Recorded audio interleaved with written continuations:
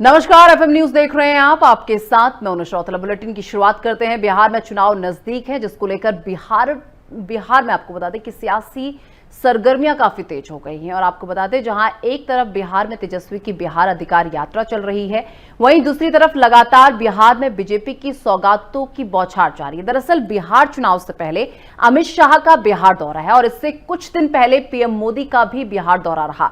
हालांकि अब देखना होगा कि बिहार में इस बार किसकी सरकार बनती है। क्या तेजस्वी यादव की बिहार अधिकार यात्रा बिहार में तख्ता पलट करेगी, या फिर बीजेपी की सौगातों के चलते एक बार फिर नीतीश बाबू मुख्यमंत्री का पद संभालेंगे। तो देखिए, तेजस्वी की यात्रा जो है इस वक्त चल रही है और ऐसे में ये दो तस्वीरें भी आपको दिखा रहे हैं। राहुल गांधी प्रेस कॉन्फ्रेंस कर रहे हैं, क्या कुछ कह रहे हैं आपको सुनवाते हैं। Election Commissioner of is protecting the people who have destroyed Indian democracy. I'm also going to show you the method by which votes are being added and deleted, and I'm going to show you how they are done, how that is done. In election after election, someone, some force, some group of people has been systematically targeting millions of voters for deletion across India. This is something that we've heard again and again and again. Different communities, mainly communities that are voting for the opposition, Dalits, Adivasis, minorities, OBCs, are specifically targeted. We had heard this many times, and now we found 100% proof of it. Please understand, I am not going to say anything on this stage that is not backed up by 100% proof. I am somebody who loves my country. I love my constitution. I love the democratic process, and I am protecting that process. And so I'm not going to say anything here that is not going to be based on 100% proof that you can determine. The burden of the judgment is yours. I am going to lay the proof in front of you. You will see it and say, actually, this is pretty solid proof. Aland is constituency in Karnataka. 6,018 votes. Somebody tried to delete 6,018 votes. We don't know the total number of votes that were deleted in Anand in the 23 election. They are much higher than 6,018. But somebody got caught deleting 6,018 votes. And it was caught, like most crimes, by a coincidence. What happened was, the booth level officer there noticed that her uncle's vote was deleted. And so she checked who deleted her uncle's vote, and she found that it was a neighbor. पड़ोसी ने uncle का vote delete किया था. उसने जाके पड़ोसी से पूछा कि आपने मेरे अंकल का वोट क्यों डिलीट किया. पड़ोसी ने कहा, मैं तो जानता ही नहीं, मैंने तो कुछ वोट डिलीट ही नहीं किया. Neither did the person deleting the vote know, nor did the person whose vote was deleted know. Some other force hijacked the process and deleted the vote. And as luck would have it, got caught. What does the operation look like? In Anand, 6,018 applications were filed, impersonating voters. The people who filed these applications actually never filed them. And we will show you evidence of that on this stage. The filing was done automatically using software. We will show you that. Mobile numbers from outside Karnataka, from different states. And you can see on the map, from different states were used to delete numbers in Aland. And it was done targeting Congress voters. So this was not random. We will show you again that these deletions were specifically targeting booths where the Congress party was winning. Here is example number 1, lady called Godabai. Someone created fake logins, deleted 12 voters, attempted to delete because then this was stopped. Godabai, of course, has no idea. Can you show us what Godabai has to say about this? Election time ಈಗ ನಾ ಅರ್ಜಿ ಹಾಕಿಲ್ಲ, ನನಗೆ ಅದಕ್ಕೆ ಸಂಬಂಧ ಇಲ್ಲ. ಅದು ಯಾರು ಹೊಟ್ಟಿ ಕಿಚ್ಚಿಗೆ ಯಾರು ಏನ ಹಾಕ್ಯಾರ ಅನ್ನೋದು ನನಗೆ ಗೊತ್ತಾಗಿಲ್ಲ. So she has no idea. These were the cell phone numbers that were used to delete these people. These are not from Karnataka. These numbers are from different states. You can see here.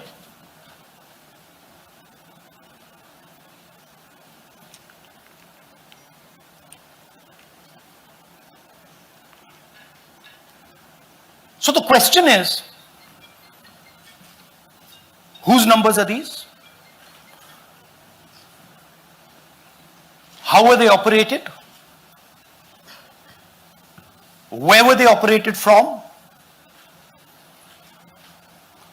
Who generated the OTPs to disturb the process? Now, these are questions that arise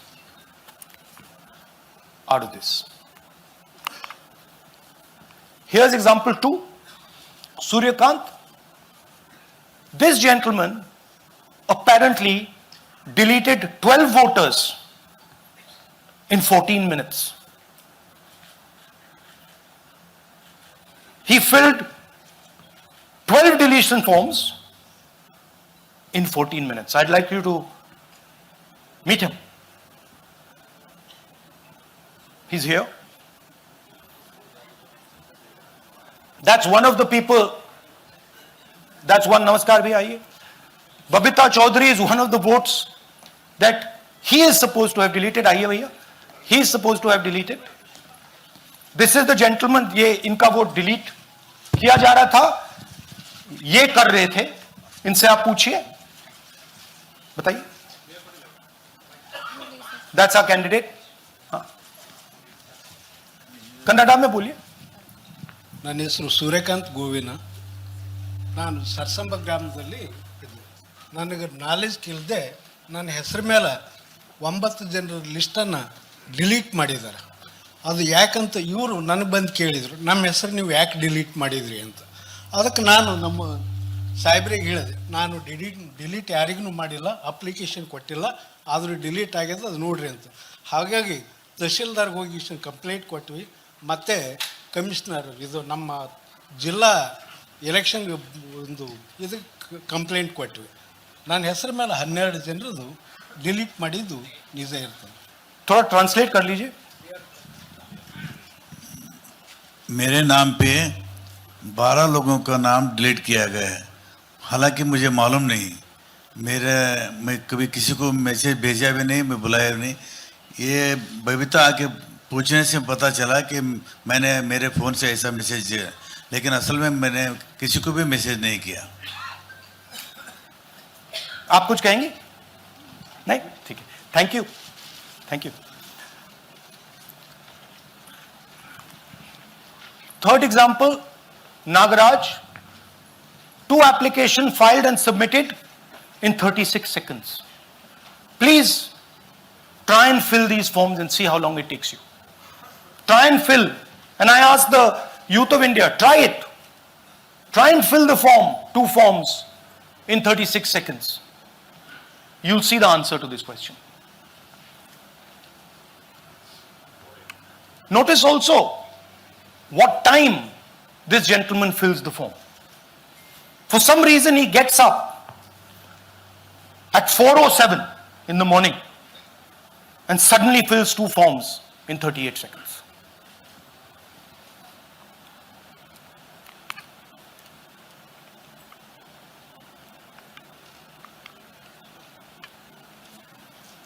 Now let's talk about how this is being done and why I'm saying and we are saying that this is being done in a centralized manner, and this is being done not using individuals but using software.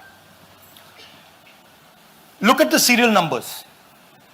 Serial number 1, serial number 1, serial number 1, serial number 1. Serial number 1 means that this is the first person whose name, this is the first name in the booth. So a software is picking up the first name in the booth and using it to delete voters.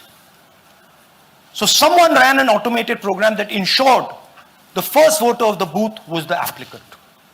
That same person got cell phones from outside the state, used them to file the applications.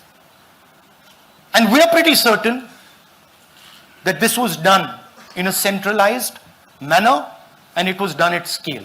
This was not done in a, at a worker level. This was done at a call center level. Okay? Targeted deletions in strong Congress booths. The top 10 booths with maximum deletions are Congress strongholds. Congress won 8 other 10 booths in 2018. This was not a coincidence. This is a planned operation. Now, let's come to why I'm making such a direct accusation about this gentleman, Gyanesh Kumar. There is an ongoing investigation on this matter in Karnataka. The CID of Karnataka has sent 18 letters in 18 months. 18 letters in 18 months to the Election Commission. And they have asked the Election Commission for some very simple facts. Number 1, give us the destination IP from where these forms were filled. Number 2, give us the device destination ports from where these applications were filed. And number 3, most important, give us the OTP trails, because when you file, you have to get an OTP. 18 times in 18 months. The CID of Karnataka has written to the Election Commission for this. And they are not giving it. Why are they not giving it? Because this will lead us to where the operation is being done from. And we are absolutely convinced where this is going to lead. I'll give you a little bit of the chronology. FIR is filed February 23. Karnataka CID writes to ECI requesting all details of these numbers and these transactions almost immediately in March. In August, EC gives a reply, doesn't fulfill any of the demands, and doesn't give us the information. Doesn't give the CID of Karnataka the information that will lead them to their destination. January 24, Karnataka CID writes to ECI again and says, please send us full information. No answer. Karnataka CID by September 25, last letter went in September 25, has written 18 reminder letters. While this is going on, the CEC of Karnataka writes to the Election Commission in Delhi and says, there is a matter. Please provide this information. And the CEC of Karnataka multiple times asks the Election Commission. No answer. Now this is absolute solid proof that Gyanesh Kumar is protecting the people who are doing this.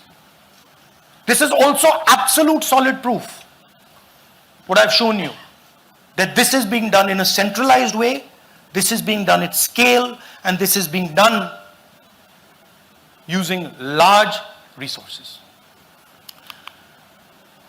Question is, who is the someone? And the answer is with the EC today. The Election Commission of India knows who is doing this. And I want every single youngster in India to know that they are attacking this. And this is your future. When they are not giving this information, they are defending the murderers of our democracy. And it is important that every youngster knows this. Your jobs, your future, your aspirations all come from this instrument. And the Chief Election Commissioner, Mr. Gyanesh Kumar, is not telling the CID of Karnataka who is doing this. This is not an isolated case. There are many such cases. Here is another one. Maharashtra, Rajora, same idea. 6,850 targeted voters added. Anand we caught deletions, Rajora we caught additions. But the basic idea is the same. Phones from outside, people who are supposed to have added voters don't know that they've added voters. People who have deleted voters don't know that they've deleted voters. You can see, you might remember that, those names there. JW, JW, JW, JW from the last presentation. Same model. So it's the same system that is doing this. It's doing it in Karnataka. It's doing it in Maharashtra. It's done it in Haryana. It's done it in UP. And we have proof of all of it.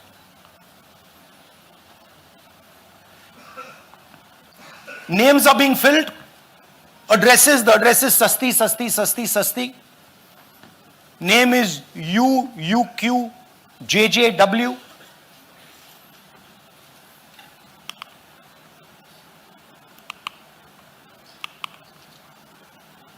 So, what are we saying here? That the Chief Election Commissioner of India, Gyanesh Kumar, needs to stop protecting the people who are destroying Indian democracy. We have given you 100% bulletproof proof here. It cannot be doubted. You have seen it with your own eyes. Right? EC has to release this data of these phones, these OTPs, within a week. Otherwise,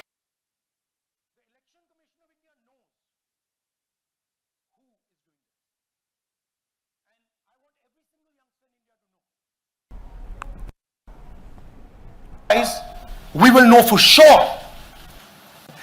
देखिए,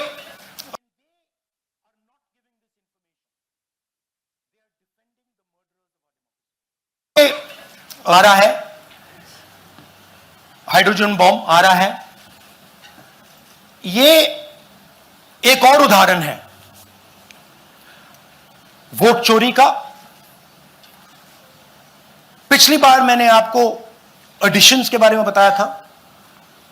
ये हम आपको deletions के बारे में दिखा रहे हैं.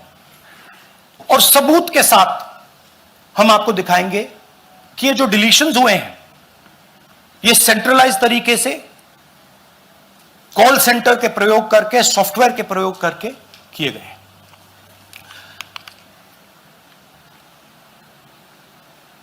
हमारे पास इस प्रेजेंटेशन में जो मैंने आपको अभी दिखाया, 100% सबूत है, प्रूफ है कि ज्ञानेश कुमार जी हिंदुस्तान के चीफ इलेक्शन कमिश्नर वोट चोरों की रक्षा कर रहे हैं. और यह मैं आपको अभी दिखाने जा रहा हूं.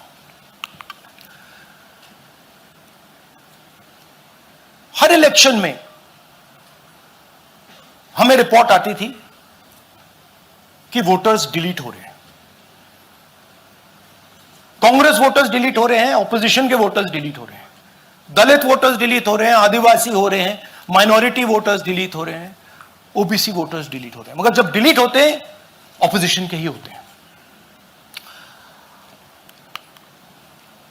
कर्नाटक में आलंद कंस्टिट्यूएंसी है, यहां पे चोरी पकड़ ली, कोइंसिडेंस से पकड़ी।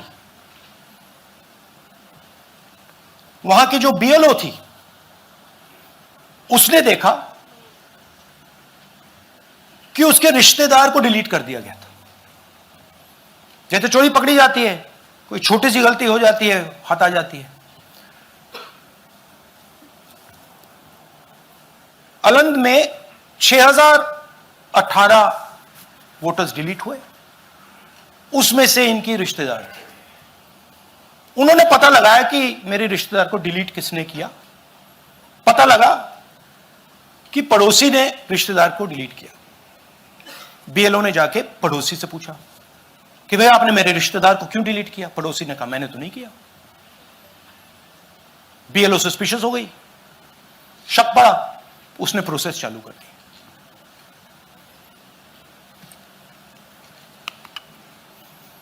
पता क्या लगा कि कोई ना कोई, किसी ने अलंद में वोटर डिलीशन सिस्टमैटिकली ऑर्गेनाइज तरीके से, सेंट्रलाइज तरीके से किया। हमें यह नहीं मालूम कि आलंद में कितने वोटर डिलीट हुए, क्योंकि इससे बहुत ज्यादा हो सकते हैं। 6000, तकरीबन 6000 पकड़े गए, उस पर इन्वेस्टिगेशन हो गया। क्या पता लगा कि फाइलिंग ऑटोमेटिकली ऑनलाइन हो रही है। मोबाइल नंबर्स कर्नाटक के नहीं यूज हो रहे, मोबाइल नंबर्स दूसरी स्टेट्स के यूज हो रहे हैं। इनफैक्ट कर्नाटक के नंबर थे ही नहीं उसमें। मतलब आप दिल्ली में बैठे डिलीट कर रहे हो, आपका नंबर तमिलनाडु का है। आप गुड़गांव में डिलीट कर रहे हो, आपका नंबर झारखंड का है। और जब हम चेक कर रहे हैं कि भैया आपका नंबर है, तो आपका नंबर है ही नहीं, किसी और का नंबर है। और टारगेट करके कांग्रेस वोटर्स को डिलीट किया गया। ये गोदाबाई जी हैं,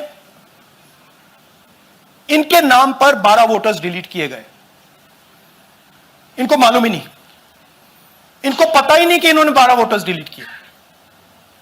दिखाइए जरा। ಇಲೆಕ್ಷನ್ ಟೈಮ್ ಈಗ ये इनका वीडियो है। ನಾ ಅರ್ಜಿ ಹಾಕಿಲ್ಲ, ನನಗ ಅದಕ್ಕೆ ಸಂಬಂಧ ಇಲ್ಲ. ಅದು ಯಾರು ಹೊಟ್ಟಿ ಕಿಚ್ಚಿಗೆ ಯಾರು ಏನ ಹಾಕ್ಯಾರ ಅನ್ನೋದು ನನಗೆ ಗೊತ್ತಾಗಿಲ್ಲ. तो इनको आइडिया नहीं है कि इन्होंने वोटर्स डिलीट कर दिए।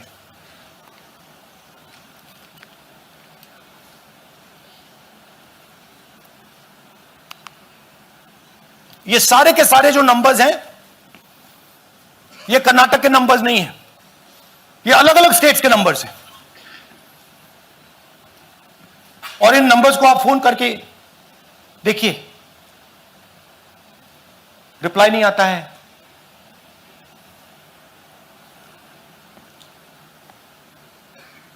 तो सवाल यह है कि किसके नंबर्स हैं, ये किसने ऑपरेट किए, जब इन्होंने ऑपरेट किए ये कहां थे, आईपी एड्रेस क्या था, ओटीपी कैसे जनरेट हुआ, कहां गया, यह सवाल है। यह दूसरा उदाहरण, सूर्यकांत जी जो अभी स्टेज पे आए थे, इन्होंने 12 वोटर्स को 14 मिनट में डिलीट कर दिया। आप फॉर्म भरने की कोशिश कीजिए, डिलीशन फॉर्म भरने की कोशिश कीजिए, देखिए। और जब हमने इनसे पूछा कि भैया आपने ये कैसे किया, वो कहते हैं मैंने तो नहीं किया, मैं तो जानता ही नहीं हूं।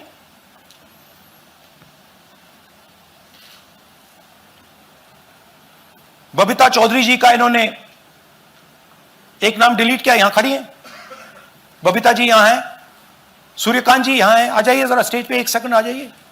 ये दोनों खड़े हैं यहां पे, सूर्यकांत जी, बबीता जी।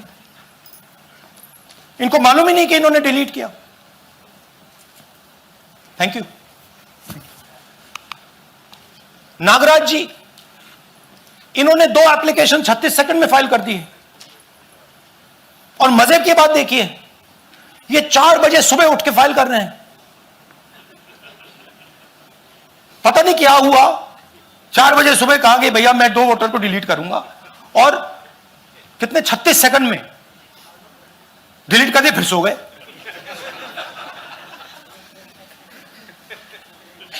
हमारी माइंड में पहले सवाल था कि क्या इलेक्शन कमीशन भी सो रहा है, मगर नहीं, सोया कोई नहीं है, जगे हुए हैं, सिस्टमैटिकली मदद हो रही है। यह देखिए दूसरी बात, जो भी डिलीट कर रहा है वोटर लिस्ट में उसका सीरियल नंबर 1 है। मतलब जो भी वोटर लिस्ट में पहले नंबर पे आता है वही डिलीट कर रहा है। 5वें नंबर वाला, 7वें नंबर वाला, 10वें वाला कोई नहीं कर रहा। तो हो क्या रहा है, सॉफ्टवेयर से यह काम किया जा रहा है। सॉफ्टवेयर प्रोग्राम कह रहा है पहला नाम निकालो और इसका प्रयोग करके डिलीट करो।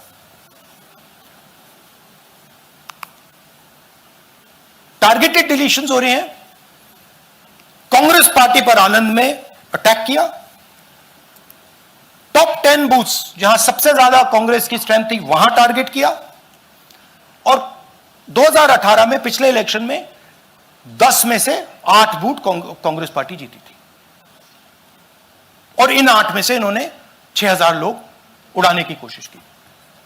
ये कोइंसिडेंस नहीं था, ये प्लान था, और ये सेंट्रलाइज तरीके से किया जा रहा है। अब मैंने बहुत बड़ी बात बोली, चीफ इलेक्शन कमीशन के बारे में मैंने बोला कि यह व्यक्ति वोट चोरों की रक्षा कर रहा है। जो भी मैं यहां बोल रहा हूं 100% प्रूफ के साथ, सबूत के साथ बोल रहा हूं। और मैं अभी आपको दिखाना चाहता हूं कि मैं ये शब्द क्यों बोल रहा हूं और किस बेसिस पे बोल रहा हूं। आपको अपनी आंखों से ये दिखेगा। कर्नाटका सीआईडी ने केस चालू किया कि वोटर कौन है, ये फोन किसके हैं, ये आईपी एड्रेस क्या है, ओटीपी कहां गया, इन चीजों के बारे में इन्वेस्टिगेशन शुरू होती है। कर्नाटक सीआईडी ने हिंदुस्तान के इलेक्शन कमीशन को 18 चिट्ठियां लिखी हैं। हमें आप ये इंफॉर्मेशन दीजिए, बिल्कुल क्लियर है, डेस्टिनेशन आईपी दीजिए, डिवाइस डेस्टिनेशन पोर्ट दीजिए, ओटीपी ट्रेल दीजिए, फोन नंबर्स दीजिए, फोन नंबर्स के मालिकों के नाम दीजिए। क्लियरली पूछा है, नो आंसर। 18 चिट्ठी CID Karnataka, no answer from chief election commissioner, no answer from election commission. Timeline देखिए,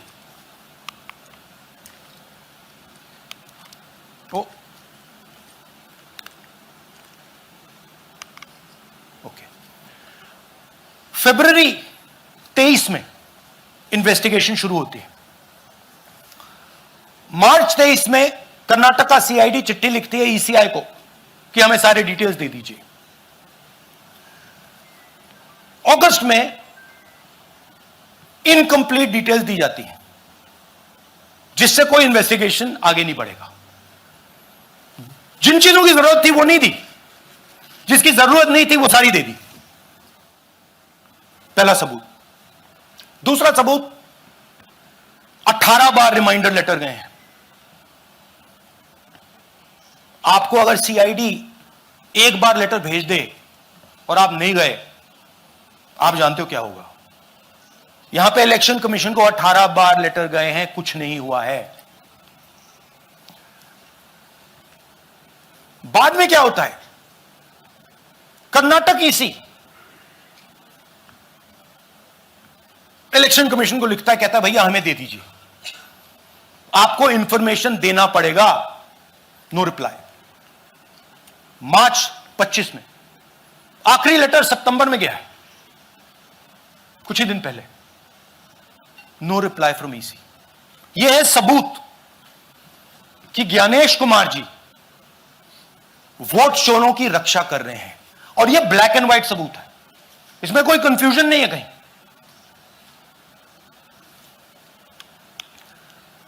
तो सवाल उठता है, ये है कौन जो सेंट्रलाइज तरीके से कॉल सेंटर के प्रयोग से, सॉफ्टवेयर से अलग अलग प्रदेशों में वोट डिलीट कर रहे हैं, ऐड कर रहे हैं। इलेक्शन कमीशन जानता है, ज्ञानेश कुमार जी जानते हैं। अच्छा, ये सिर्फ आनंद में नहीं हुआ, ये अलग अलग कंस्टिट्यूएंसीज में हुआ है। आनंद में लीगल प्रोसेस चालू हो गई, पकड़ लिया। यहां महाराष्ट्र में उसी मोडस ऑपरेंडी से, उसी सिस्टम से यहां पे वोट ऐड हुए हैं। आनंद में डिलीट, रजौरा में एडिशन, 6850। आपको याद होगा पिछले प्रेजेंटेशन में मैंने आपको नाम दिखाए थे, ये देखिए वही नाम यहां है। वही सिस्टम महाराष्ट्र में चल रहा है जो कर्नाटक में चल रहा था। नाम वैसे ही है, JW JW JW, पता वैसा है, JW JW, नाम यू ऐसे किसी ने टाइप करके लगा दिया। तो जो ये काम कर रहा है, ये उत्तर प्रदेश में, हरियाणा में, बिहार में, कर्नाटक में, महाराष्ट्र में वही कर रहा है।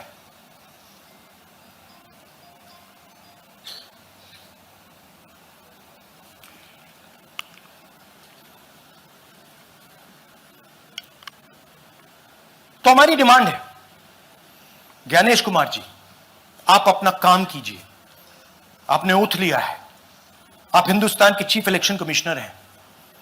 आपसे कर्नाटक की CID सबूत मांग रही है। आप कर्नाटक की CID को यह सबूत 1 सप्ताह के अंदर दे दीजिए, नहीं तो पूरा हिंदुस्तान के सारे युवा इस बात को एक्सेप्ट करेंगे कि आप हिंदुस्तान के कॉन्स्टिट्यूशन, हिंदुस्तान के संविधान की हत्या में शामिल हो, हिंदुस्तान के संविधान की रक्षा नहीं कर रहे हो, और वोट चोरों की आप मदद कर रहे हो। Thank you. और थोड़ी देर में हम आपको हाइड्रोजन बॉम्ब दिखाने जा रहे हैं। नहीं, आज नहीं, थोड़ी देर में उसकी प्रिपरेशन चल रही है। क्योंकि हम देखिए, मैंने टीम से कहा है कि अगर मैं स्टेज पे जा रहा हूं, ब्लैक एंड व्हाइट प्रूफ नहीं होगा, मैं नहीं जाऊंगा। अगर ब्लैक एंड व्हाइट प्रूफ होगा, जो कोई मतलब उसको निगेट नहीं कर सकता, मैं जाऊंगा। मैं देश के कॉन्स्टिट्यूशन की रक्षा कर रहा हूं, संविधान की रक्षा कर रहा हूं, मैं लोकतंत्र की रक्षा कर रहा हूं, और मैं सच्चाई आपके सामने रख रहा हूं। बहुत बहुत धन्यवाद, नमस्कार, जय हिंद। सर 3 चोपड़ा या राहुल जी, दिस साइड। या राहुल जी इधर, हाँ, लेफ्ट कहाँ है? To your right. हाँ, हेलो। राहुल जी, आज आपने नया खुलासा किया है कि कैसे वोट चोरी हो रही है। आपने पहले भी महादेवपुरा के बारे में बताया कि कैसे एडिशंस हो रही हैं, अब आपने बताया कैसे डिलीशंस हो रही हैं। लेकिन देखने में ये आ रहा है कि इलेक्शन कमीशन इस पे कोई एक्शन नहीं ले रहा, और आगे चल के वो तैयारी कर रहे हैं पूरे देश में SIR लाने की। तो आप इस मुहिम को आगे कहां तक ले जाएंगे, और SIR के बारे में क्या करने वाले हैं? देखिए, हम आपके सामने क्रिमिनलिटी रख रहे हैं, हमारा काम आपके सामने सच्चाई रखने का है, और हम रख रहे हैं। हिंदुस्तान में दूसरे इंस्टीट्यूशंस भी हैं, सिर्फ इलेक्शन कमीशन नहीं है, लीगल सिस्टम है, उनको भी इन चीजों को देखना चाहिए। यहां पे हम चीफ इलेक्शन कमिश्नर के बारे में ब्लैक एंड व्हाइट कह रहे हैं। आपने कहा कि हमने एडिशन डिलीशन दिखाया, पहले प्रेजेंटेशन में मैंने एडिशन दिखाया था, अब हमने डिलीशन दिखाया है, मगर हमने एक और चीज जोड़ दी है, एडिशन और डिलीशन का सिस्टम, उसका स्ट्रक्चर, उसका तरीका। और हमने यह दिखाया है कि जो डिलीट कर रहा है, जो ऐड कर रहा है, महाराष्ट्र में, कर्नाटक में, यूपी में, वो एक ही आदमी है, एक ही फोर्स है। हमने आपको वो एड्रेसेस दिखाए। Same system is being used in Maharashtra, is being used in Karnataka, is being used in Uttar Pradesh, is being used in Haryana. Same people are doing it. से Siddharth, ANI। Sir, this side, sir. हाँ, Sir, on your left, sir. हाँ, On your left. This side, sir, on your left.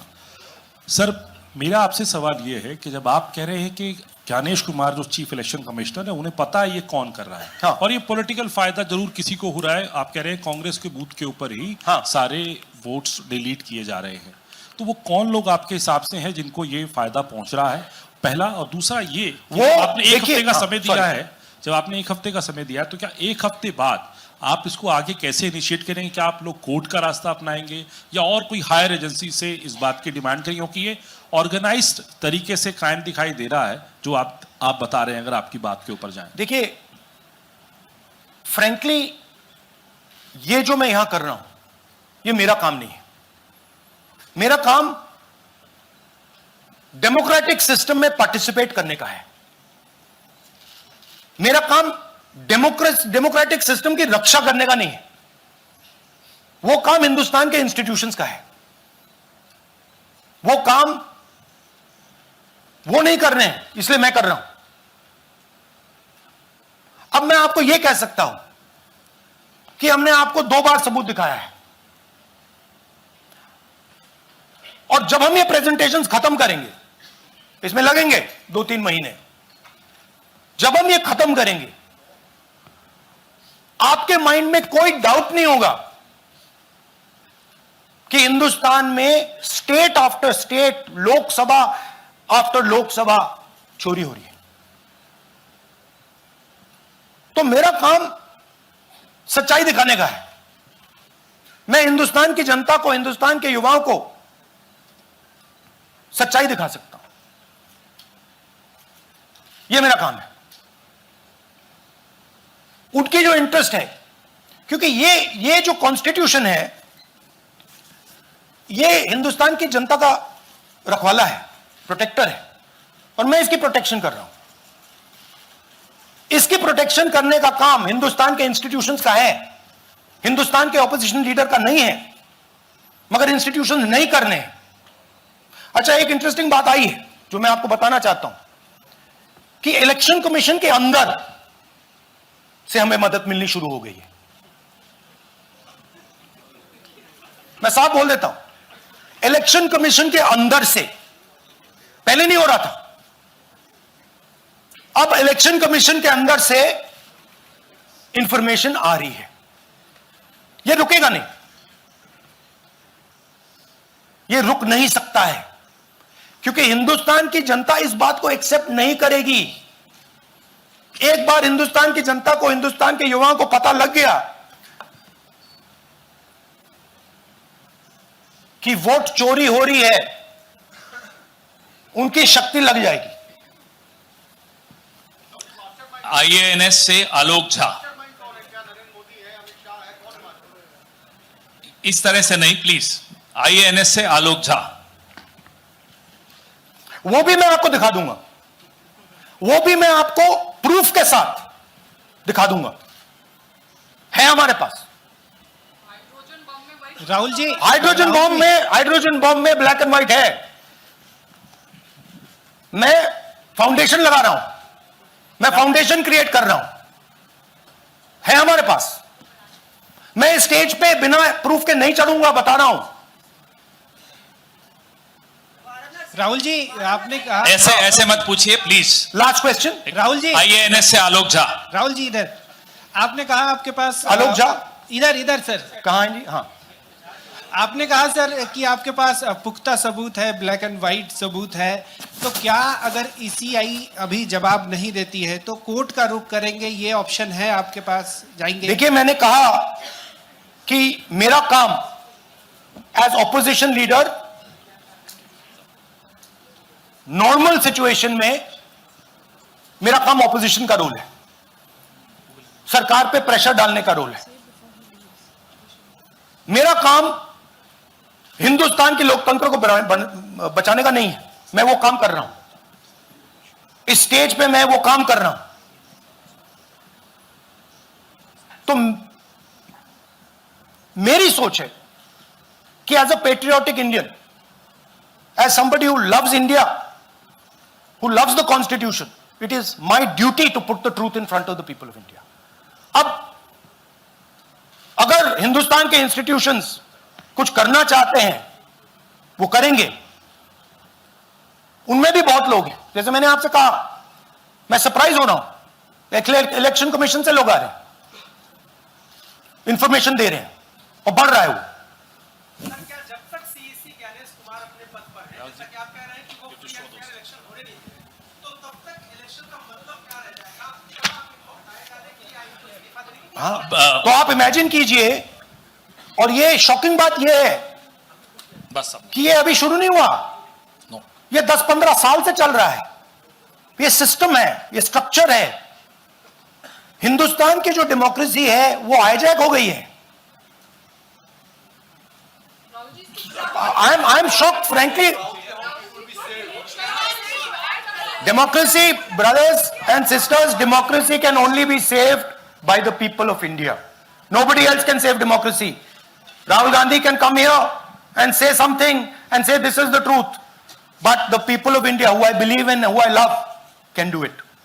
The day the people of India realize that आपका जो लोकतंत्र है, आपका जो संविधान है, वो आपसे चोरी हो गया है, उस दिन काम हो जाएगा। Thank you. अब आप लोग अपने स्थान पर खड़े हो जाइए राष्ट्रगान के लिए। ये है इनकी डिटेल लिस्ट, देख लीजिए। राष्ट्रगान के लिए अपने स्थान पर खड़े हो जाइए।